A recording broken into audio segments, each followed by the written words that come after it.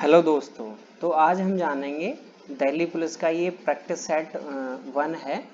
तो इससे पहले मैं 2014 का जो फर्स्ट मीटिंग और जो सेकंड मीटिंग में पेपर हुआ था वो मैं करा चुका हूँ, प्रीवियस ईयर पेपर। तो आप उसको जाके देख सकते हैं, और भी मैं कराऊंगा आगे कंटिन्यूस, और प्रैक्टिस सेट भी कराऊंगा। तो ये 2023 का है। तो अब हम जानते हैं। तो हमारा पहला प्रश्न है अब कि भारत के प्रधानमंत्री किस सदन के प्रति उत्तरदायी होते हैं। जो भारत के प्रधानमंत्री हैं वो किस सदन के लिए उत्तरदायी होते हैं। तो जो हमारा पहला आंसर है वो है लोकसभा। तो लोकसभा के लिए उत्तरदायी होते हैं। और जो प्रधानमंत्री मतलब अपॉइंट किए जाते हैं तो वो अनुच्छेद 75 के तहत अपॉइंटमेंट होती है। मतलब और जो मतलब उनको शपथ दिलाते हैं तो वो राष्ट्रपति द्वारा अपॉइंट किए जाते हैं। अब हम आगे बढ़ते हैं। तो ये हमारा दूसरा प्रश्न है, लोकसभा के कम से कम एक वर्ष में कितने सत्र बुलाए जाते हैं। एक वर्ष में कम से कम, तो यहाँ कम से कम पूछा है, कम से कम एक वर्ष में 2 सत्र बुलाए जाते हैं। तो हमारा राइट आंसर है बी। अब हम आगे बढ़ते हैं। अब है हमारा तीसरा प्रश्न। तो लोकसभा को कार्यकाल पूरा करने के पहले किसके द्वारा भंग किया जा सकता है। तो मतलब कार्यकाल पूरा होने से पहले किसके द्वारा भंग किया जा सकता है। तो इसका जो राइट आंसर है वो है प्रधानमंत्री की सिफारिश पर राष्ट्रपति द्वारा भंग किया जा सकता है इसको। जो इसका राइट आंसर है वो है डी। अब हमारा चौथा प्रश्न है। तो महात्मा बुद्ध ने ज्ञान प्राप्त होने के बाद पहला उपदेश कहाँ दिया था। जो पहला उपदेश कहाँ दिया था। तो इसका जो राइट आंसर है वो है सारनाथ। सारनाथ में पहला उपदेश दिया था। तो अब हम मतलब, और जो महात्मा बुद्ध का जन्म हुआ था लुम्बिनी में। और इनको हम लाइट ऑफ एशिया, मतलब इनका उपनाम लाइट ऑफ एशिया के नाम से भी जानते हैं। तो ये 2 पॉइंट हो गए यहाँ पे हमारे लिए। अब हम आगे बढ़ते हैं। तो ये हमारा है पांचवा प्रश्न। तो 31 अक्टूबर को किस दिवस के रूप में मनाया जाता है। तो जो राइट आंसर है वो है राष्ट्रीय एकता दिवस और राष्ट्रीय संकल्प दिवस। तो ये दोनों मनाए जाते हैं। तो इसका जो राइट आंसर है वो है सी, ए और बी दोनों। अब हम आगे बढ़ते हैं। तो ये हमारा है 6th क्वेश्चन। निम्नलिखित में से कौन सा केंद्रीय सरकार का कर नहीं है। केंद्रीय सरकार का कौन सा कर नहीं है। तो इसका जो राइट आंसर है वो है सी, भूमि राजस्व केंद्रीय सरकार का कर नहीं है। अब हमारा 7वां प्रश्न है और टोटल नंबर हमारे 50 क्वेश्चन है इसमें। तो 7वां प्रश्न है, भारत में निम्नलिखित में से किसके उत्पादन में झारखंड का एकाधिकार है। तो मतलब झारखंड में कौन कौन सा उत्पादन है। तो कुकिंग कोयला भी है, पायराइट भी है, यूरेनियम भी है। तो ये सारी चीजें मतलब झारखंड में हैं, उत्पादन में झारखंड। अब है हमारा 8वां प्रश्न, हिंदुस्तान सोशलिस्ट रिपब्लिकन आर्मी के संस्थापक नेताओं में निम्नलिखित में से कौन थे। तो HSRA। तो कौन थे। तो इसका राइट आंसर है जयप्रकाश नारायण। तो राइट आंसर है डी। अब हम आगे बढ़ते हैं। तो ये हमारा है 9वां प्रश्न। तो स्वराज मेरा जन्म सिद्ध अधिकार है और मैं इसे लेकर रहूंगा। तो यह कथन किसने कहा था। तो ये कथन कहा था बाल गंगाधर तिलक जी ने। अब हम थोड़ा इनके बारे में भी जान लेते हैं। तो इनको लोकमान्य तिलक के नाम से जानते हैं, लोकमान्य तिलक। और मतलब इन्होंने एनी बेसेंट के साथ मिलकर, एनी बेसेंट के साथ मिलकर होम रूल की स्थापना की थी, होम रूल की। तो अब हम आगे बढ़ते हैं। तो ये हमारा है 10वां प्रश्न। तो मोहम्मद गौरी को पराजित करने वाला शासक कौन था? तो जो राइट आंसर है वो है मूलराज सेकंड ने मोहम्मद गौरी को पराजित किया। तो राइट आंसर है इसका सी। अब है हमारा, अपनी राजधानी को दिल्ली से दौलताबाद कौन लेके गया था? जो दिल्ली से दौलताबाद मतलब राजधानी चेंज की थी, तो वो थी मोहम्मद बिन तुगलक ने की थी। और जो इसका राइट आंसर है वो है बी। अब हम आगे बढ़ते हैं। तो ये है हमारा 12वां प्रश्न। भारत, दक्षिण भारत की सर्वाधिक प्राचीनतम और समृद्ध भाषा कौन सी है? तो इसका जो राइट आंसर है वो है तमिल। तमिल दक्षिण भारत की प्राचीनतम और समृद्ध भाषा है। अब है हमारा 13वां प्रश्न। काली मिट्टी भारत के किस प्रदेश में पाई जाती है? तो जो राइट आंसर है वो है डी, इन सभी में पाई जाती है।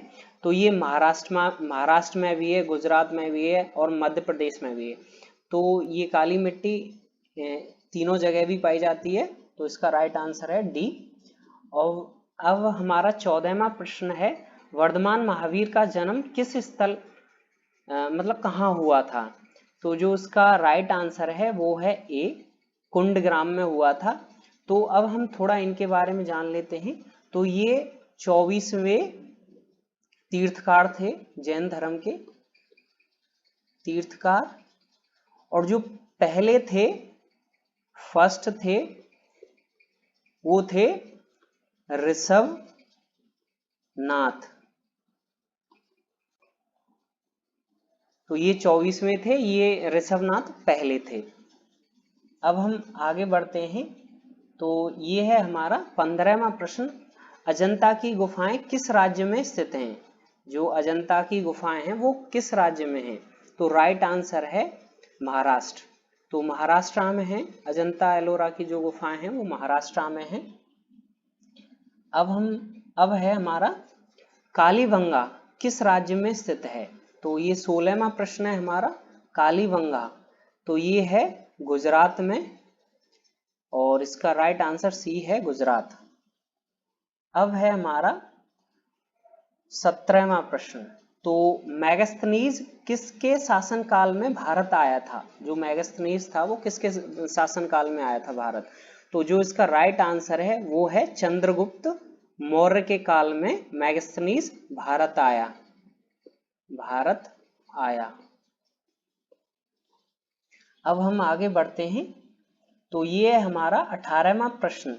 जो जसपाल राणा हैं वो किससे संबंधित हैं? तो जो राइट आंसर है, जो जसपाल राणा हैं वो हैं शूटिंग से संबंधित हैं, शूटिंग से संबंधित हैं। अब हमारा है 19वां प्रश्न। तो लक्षद्वीप प्रायद्वीप कहाँ स्थित है? तो जो लक्षद्वीप है प्रायद्वीप वो है अरब सागर में। तो राइट आंसर है इसका ए, 19वां हो गया हमारा। अब है हमारा 20वां प्रश्न। भारत में मुगल साम्राज्य का संस्थापक कौन था? तो जो राइट आंसर है, भारत में मुगल साम्राज्य की स्थापना बाबर ने की थी। तो अब हम आगे बढ़ते हैं। तो बृहद संहिता किसने लिखी थी? जो बृहद संहिता बुक है वो किसने लिखी थी? तो इसका जो राइट आंसर है, वाराह मिहिर जी ने लिखी थी ये बृहद संहिता। अब हमारा है 22वां प्रश्न। तो रजत रंगिणी किसने लिखी थी? तो जो इसका राइट आंसर है वो है कल्नड़ जी ने ये लिखी थी, रजत रंगिणी। कल्लण। अब हम आगे बढ़ते हैं। ये है हमारा 23वां प्रश्न। भारत में क्रिप्स मिशन किस वर्ष आया? भारत में क्रिप्स मिशन कब आया था? तो जो इसका राइट आंसर है वो है 1942 में आया था क्रिप्स मिशन। क्रिप्स मिशन 1942 में आया था ये। अब है हमारा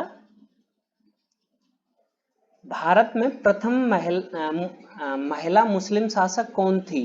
तो जो प्रथम महिला थी वो थी रजिया बेगम। ये प्रथम मुस्लिम महिला शासक थी। अब है हमारा 25वां प्रश्न। नर्तकी की कांस्य मूर्ति का प्राप्ति स्थल कौन सा है? तो जो इसका राइट आंसर है वो है मोहनजोदड़ो में ये नर्तकी की जो कांस्य मूर्ति थी तो ये वहां मिली थी कांस्य मूर्ति। अब है हमारा 26वां प्रश्न। तो हड़प्पा किस नदी पर स्थित है? जो हड़प्पा मतलब शहर था वो किस नदी पर था? तो इसका जो राइट आंसर है वो था रावी नदी पर था। हड़प्पा रावी नदी पर था। अब है हमारा 27वां। अंतरिक्ष में जाने वाला प्रथम भारतीय कौन था? तो जो राइट आंसर है वो है राकेश शर्मा। राकेश शर्मा। तो ये गए थे अंतरिक्ष में। अब है हमारा 28वां प्रश्न। तो 1 मिनट में मनुष्य कितनी बार सांस लेता है? तो जो राइट आंसर है वो है ए 16 से 18 बार ले लेता है। 1 मिनट में सांस 16 से 18 बार ले लेता है मनुष्य। अब है हमारा 29वां प्रश्न। निम्नलिखित में से किस व्यक्ति को भारत रत्न प्रदान नहीं किया गया है? तो इसका जो राइट आंसर है आशा भोसले जी को अभी भारत रत्न नहीं मिला है।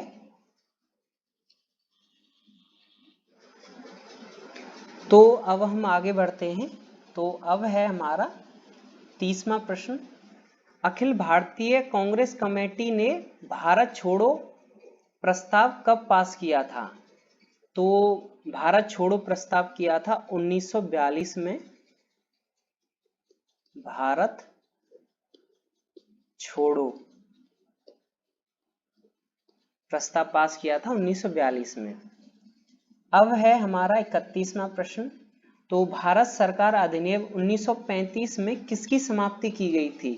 तो ये था प्रांतीय द्वैध शासन की मतलब समाप्त कर दिया गया था।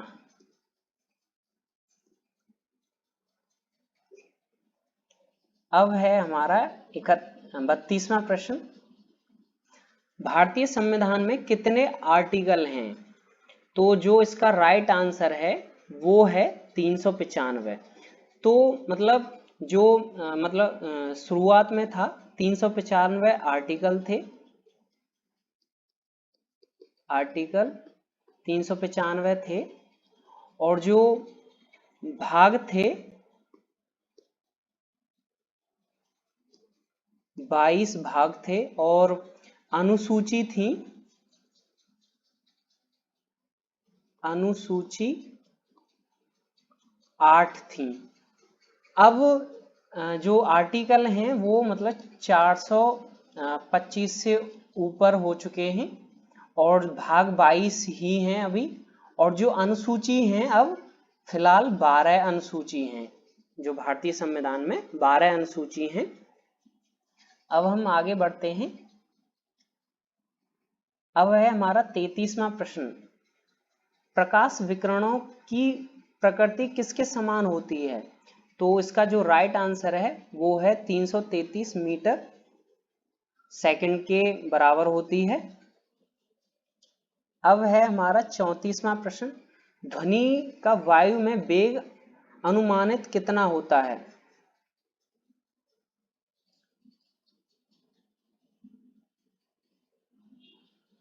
तो ये हमारा ऊपर नीचे हो गया है। तो ये ऊपर वाले का ये है और नीचे वाले का वेग होता है 330 मीटर। तो ये इसका आंसर है और ये वाला 33वें क्वेश्चन का आंसर है। तो यहाँ थोड़ा मिसमैच हो गया था, तो आप एक बार देख लेना। तो 35वां प्रश्न है हमारा, ऋग्वेद का कौन सा मंडल पूर्णतः सोम को समर्पित है? तो 9वां जो मंडल है वो सोम को समर्पित है। अब है हमारा 36वां, अलाई दरवाजा का निर्माण किस सुल्तान ने करवाया था? तो इसका जो राइट आंसर है वो है अलाउद्दीन खिलजी ने करवाया था जो अलाई दरवाजा का निर्माण। अब है हमारा 37वां प्रश्न, तो अंग्रेजों ने श्रीरंगपट्टम की संधि किसके साथ की थी?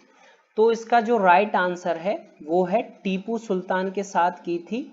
तो अब यहाँ हम मतलब जो टीपू सुल्तान से और अंग्रेजों के बीच युद्ध हुए थे, मतलब मैसूर के साथ जो एंग्लो मैसूर वार जो हुए थे, थोड़ा यहाँ उनके बारे में जान लेते हैं। तो जो फर्स्ट एंग्लो मैसूर वार था पहला, तो वो हुआ था हैदर अली और अंग्रेजों के बीच, एंड अंग्रेज।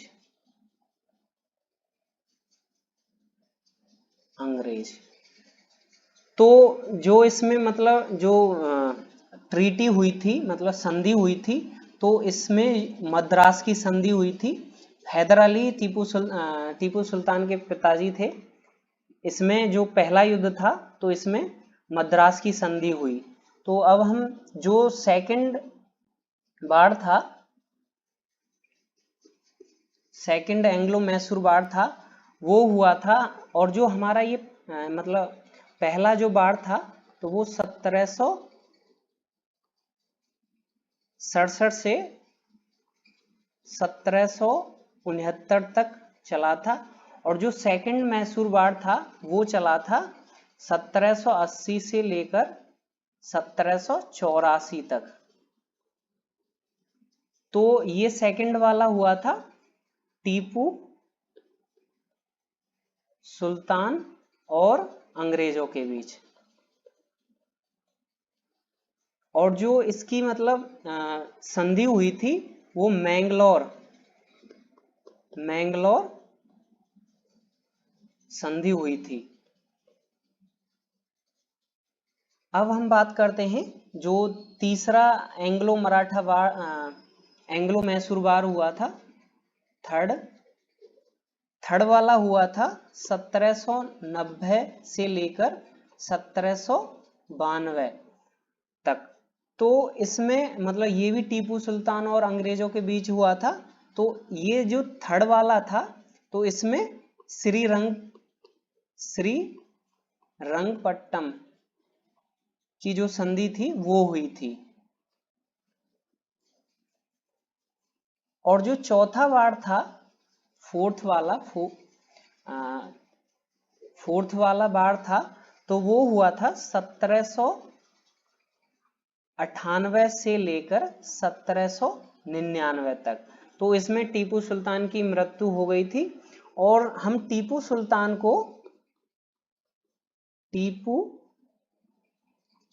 को हम टाइगर ऑफ मैसूर के नाम से भी जानते हैं। तो ये भी एक पॉइंट बन जाता है यहाँ। अब हम अपने क्वेश्चनों की तरफ चलते हैं। तो अब है हमारा 38वां प्रश्न, तो 1857 ईस्वी के विद्रोह का नेतृत्व दिल्ली में किसने किया? तो इसका जो राइट आंसर है वो है डी। तो दिल्ली में बहादुर शाह जफर ने किया। अब यहाँ हम थोड़ा मतलब जो जान लेते हैं कि जैसे दिल्ली में बहादुर शाह जफर ने किया था और कानपुर में किया था नाना साहब ने। और ये पहला हो गया। दूसरा हमारा था, और लखनऊ में किया था 9 में किया था हजरत, मतलब जो बेगम हजरत महल थी उन्होंने किया था बेगम हजरत महल। और बिहार में किया था, बिहार में कुंवर सिंह जी ने किया था, कुंवर सिंह। तो और भी हैं, ये थोड़ा इम्पोर्टेंट थे तो इसलिए मैंने ये बता दिए। तो अब है हमारा 39वां प्रश्न, प्लास्टर ऑफ पेरिस का सूत्र क्या है? जो प्लास्टर ऑफ पेरिस का सूत्र है CaSO4 हाफ H2O।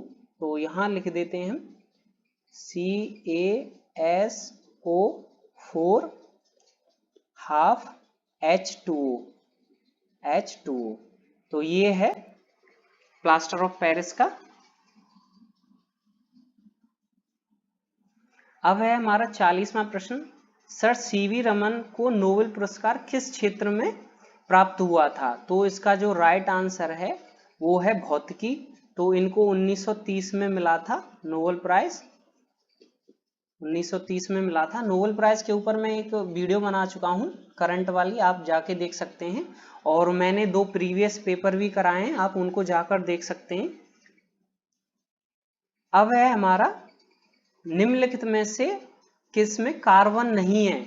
तो ग्रेफाइट, हीरा, कोयला, तो इनमें से कोई नहीं है। तो इनमें से जो राइट आंसर है हमारा डी है।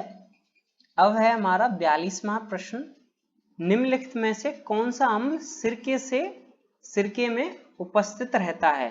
तो सिरके में जो उपस्थित रहता है वो है एसिटिक अम्ल। और जो 43वां प्रश्न है हमारा, विटामिन सी का रासायनिक नाम क्या है? तो इसका जो राइट आंसर है एस कार्बनिक अम्ल है। तो सी है इसका एस कार्बनिक अम्ल। अब है हमारा 44वां प्रश्न, निम्नलिखित में से किस खनिज द्वारा लोहा प्राप्त किया जा सकता है? तो जो लोहा प्राप्त किया जा सकता है वो हेमेटाइट से लोहा प्राप्त किया जा सकता है। अब है हमारा 45वां, निम्नलिखित में से कौन सी गैस ओजोन परत के अवक्षय के लिए उत्तरदायी है? तो जो राइट आंसर है वो है क्लोरोफ्लोरोकार्बन, CFC बोलते हैं हम इसको। अब है हमारा 46वां, दूध किसका उदाहरण है? दूध है इमल्सन का उदाहरण है, इसका राइट आंसर बी है। अब है हमारा 47वां प्रश्न, तो भारतीय राजनीति में 1947 ईस्वी के बाद किस महिला ने सर्वाधिक योगदान दिया? तो जो राइट आंसर है इनमें से, तो अरुणा आसफ अली जी थी, तो उन्होंने महत्वपूर्ण योगदान दिया था। अब है हमारा 48वां प्रश्न, तो नालंदा विश्वविद्यालय किसके लिए प्रसिद्ध था? तो बौद्ध धर्म दर्शन के लिए प्रसिद्ध था नालंदा विश्वविद्यालय, बौद्ध धर्म के लिए। अब है हमारा 49वां प्रश्न, पाटलिपुत्र को किस शासक ने सर्वप्रथम अपनी राजधानी बनाया था? तो इसका जो राइट आंसर है वो है चंद्रगुप्त ने अपनी राजधानी बनाया था पाटलिपुत्र को। अब है हमारा लास्ट प्रश्न है, तो लास्ट वाला है ये, 1905 में बंगाल विभाजन के समय वायसराय कौन था? तो इसका जो राइट आंसर है वो है लॉर्ड कर्जन था। 1905 में जब बंगाल विभाजन हुआ तो लॉर्ड कर्जन था। अब हमारे ये 50 क्वेश्चन हो चुके हैं। अगर आपको वीडियो अच्छा लगा हो तो लाइक करें, शेयर करें और सब्सक्राइब करें। अगर किसी मतलब दोस्त की मदद हो जाएगी तो अच्छा रहेगा। Thank you.